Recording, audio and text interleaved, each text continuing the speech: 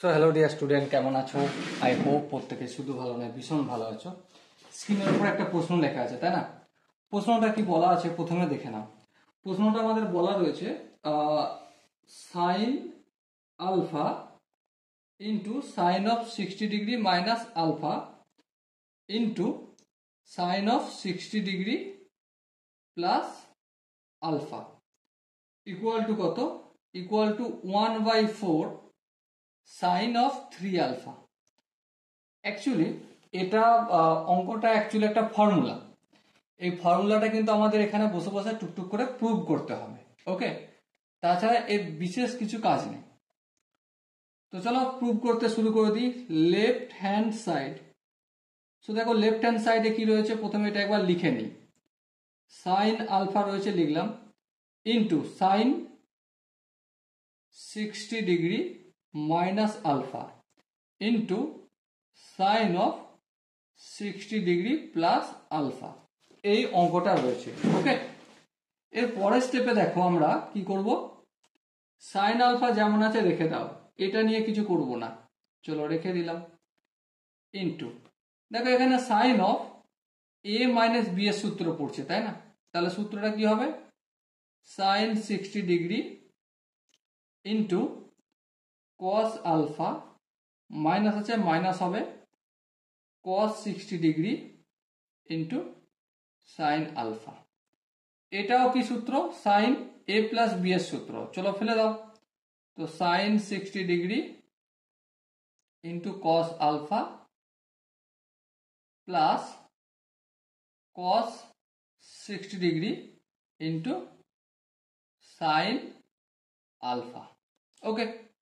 So এবার দেখো এখানে যেমন সাইন আলফা আছে তেমন রেখে দিলাম sine alpha into sine 60 degree value কত? √3/2 ইন্টু কস আলফা যেমন আছে তেমন থাকলো, মাইনাস কস 60 ডিগ্রি ভ্যালু কত?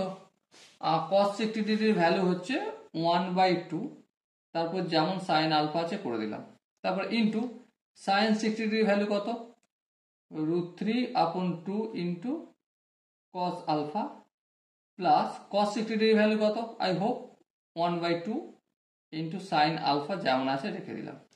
এরপর দেখো এই যে পুরোটা √3/2 ইন্টু কস আলফা, এটাকে যদি আমি বি বলে মনে করি, আর হাফ ইন্টু সাইন আলফা এটাকে এ আর এটাকে যদি বি বলে মনে করি, তাহলে এ মাইনাস বি ইন্টু এ প্লাস বি আছে না? হ্যাঁ, তো এ মাইনাস বি ইন্টু এ প্লাস বি এর কি সূত্র? এ স্কোয়ার মাইনাস বি স্কোয়ার। এ বলতে এখানে √3/2 ইন্টু কস আলফা তার স্কোয়ার, সেকেন্ড ব্র্যাকেট দিয়ে দিই, মাইনাস বি স্কোয়ার বলতে হাফ ইন্টু সাইন আলফা, এই পুরোটা স্কোয়ার, ওকে?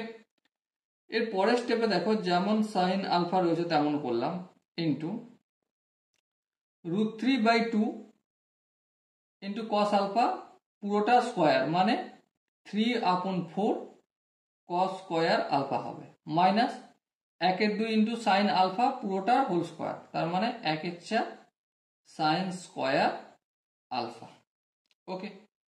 এর পরের স্টেপে দেখো সাইন আলফা যেমন আছে তেমন থাকলো, ইন্টু বোথ সাইড থেকে আমি 1/4 যদি কমন নিই কি পড়ে থাকবে? 3 cos square alpha minus sine square alpha, এই তো? হ্যাঁ, ঠিক। এর পরের স্টেপে দেখো আমি সাইন আলফাটা যেমন আছে তেমন রাখলাম, ইন্টু 1/4 3 কস স্কোয়ার আলফাটা যেমন আছে তেমন থাক, মাইনাস সাইন স্কোয়ার আলফা মানে কি? 1 মাইনাস কস স্কোয়ার আলফা, তাই না? তো এখানে মাইনাস সামনে রয়েছে, সেই জন্য -1 plus cos square alpha, minus দিয়ে গুণ করে দিয়েছি, সেজন্য উল্টে গেল সাইনগুলো। এর পরের স্টেপে দেখো sine alpha into 1/4 3 cos square alpha আর একটা এখানে কস স্কোয়ার আলফা, যোগ করলে কি হয়?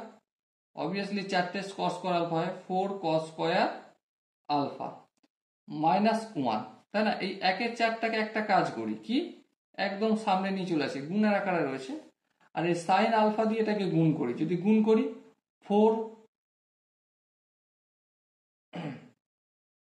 আচ্ছা একটু আমাদের কাজ করাটা ভুল হলো, কি 4 sine alpha into cos square alpha, তো কস স্কোয়ার আলফার জায়গায় আমি 1 মাইনাস সাইন স্কোয়ার আলফা লিখব। ঠিক আছে, -1 মাইনাস সাইন আলফাকে যদি 1 দিয়ে গুণ করি তো মাইনাস সাইন আলফা হবে। 1/4 4 ইন্টু সাইন আলফা ইন্টু 1 কত হবে, তাহলে 4 sine alpha. 4 into sine alpha into minus sine square alpha কত হবে, -4 সাইন কিউ আলফা। তারপর এখানে যেমন মাইনাস সাইন আলফা রয়েছে তো রেখে দাও। এবার দেখো 1/4 4 sine alpha minus sine alpha কি হবে, 3 সাইন আলফা হবে, তাই তো। তারপর -4 সাইন কিউ আলফা যেমন আছে 4 সাইন কিউ আলফা রেখে দাও। এবারে এখানটা কিসের সূত্র, এখানটা আমরা জানি সাইন 3 আলফা সূত্র, সো সাইন অফ 3 আলফা, আর এটাই আমাদের রাইট হ্যান্ড সাইড প্রমাণ করতে বলা হয়েছিল। Okay, so dear student, I hope তোমরা প্রত্যেকে এই কোশ্চেনের কনসেপ্টটা বুঝতে পেরেছো। যদি কনসেপ্ট কোনো জায়গায় বুঝতে অসুবিধা থাকে, কনফিউশন থাকে, কি করতে হবে, কমেন্ট সেশন রয়েছে, কমেন্ট অবশ্যই জানাতে হবে। আর দেখা হচ্ছে নেক্সট সেশনে, ততক্ষণ পর্যন্ত ভালো থেকো, সুস্থ থেকো এবং জয় হিন্দ।